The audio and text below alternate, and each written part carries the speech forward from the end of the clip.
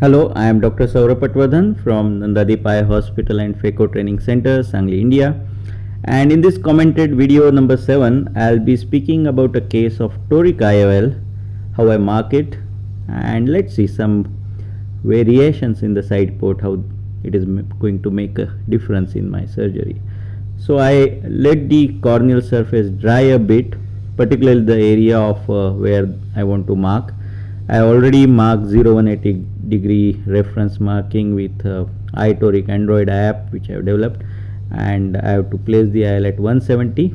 So I use iris repositor, a thin one, stain it with gentian violet ink, and then as I shown in the video, I mark the axis. So it is important to dry the ocular surface, particularly the limbal area, so that there is no smudging of the markings over here.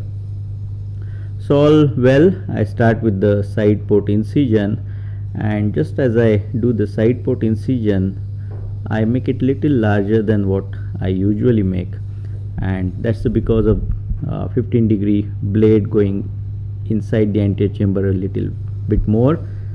So I think MVR knife is a better idea, so that we get a uniform incision side, particularly for side port. And I look forward to comments from you, those who are using MVR, what gauge they use and what they prefer. So once the side port and main incision is made, I go forward with the capsular axis. I am using 2% HPMC. So this particular side port, because it is larger than what I usually use, I try to make a incision size of around 0.8 to 1 millimeter, and this one appears like 1.3 to 1.5 millimeter, which is slightly larger, and it is going to leak during the surgery, I am sure. So whenever I am manipulating or doing some maneuvering through this side port, it is going to leak. And what this leak does is that it increases the outflow of the system. As the outflow increases, the fluid inflow also has to increase, and that leads to certain kind of turbulence in the anterior chamber, particularly when we are using higher vacuums. So I call it like the overdrive mode, just like we have in car. And as you can see here, as I am trying to go deeper to chop the nucleus, the side port is getting pressed because of the instrument, and it is leaking, causing flooding of the ocular surface, also causing little difficulties in viewing.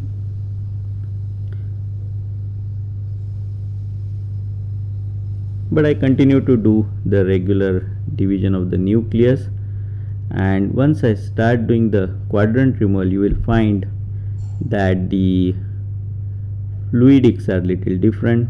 There is a lot of turbulence in the anterior chamber, leading to moving of pieces. And also when the outflow inflow increases, what happens is that everything from the anterior chamber gets washed off. So even the methyl cellulose, which is coating the endothelium, is going to get washed off. So in such cases, I make sure that I replenish the OVD in the anterior chamber.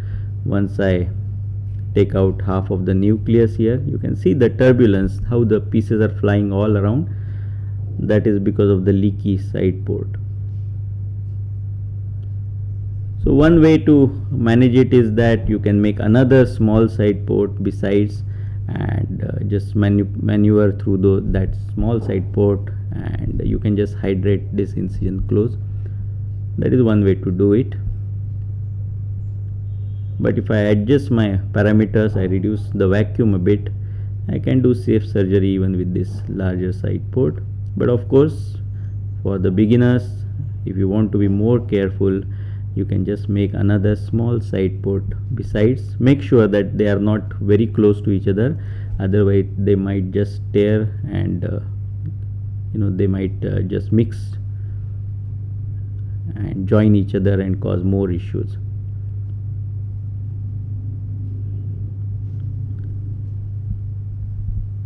So no matter what FECO system you are using, when the outflow is more, this is going to happen.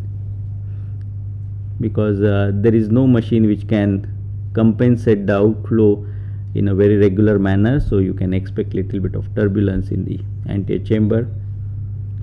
The phaco system will try to maintain the anterior chamber pressure, so as outflow decreases the anterior chamber pressure, more fluid will be going in the anterior chamber. I inserted the toric aisle, and this happens very commonly with the hydrophobic aisles. When the haptics are pressed against each other, they tend to stuck, and this also happens when we have not applied proper viscoelastic over the haptics, and also when they are compressed against each other in the cartridge, they may stick like that, but you can just release it as I shown here. Just put your eye probe underneath and use your Sinskey over it to release it from each other. And as I mentioned in earlier videos, the visco wash has to be proper, particularly for toric aisles, because you don't want any visco in the bag or on the posterior surface of the IOL, to avoid any rotation of the IOL. So that's how this case goes. Everything is cool at the end. So we learned few more things: large side port incision causing some turbulence in the anterior chamber and how you should manage it. Do comment about what side port knife you use. You use MVR, then which gauge, which size of the side port do you prefer. Do visit our website phacotraining.org.in. Also subscribe to my YouTube channel. Submit your videos on website so that we can review and publish your videos as well. Thanks so much for watching.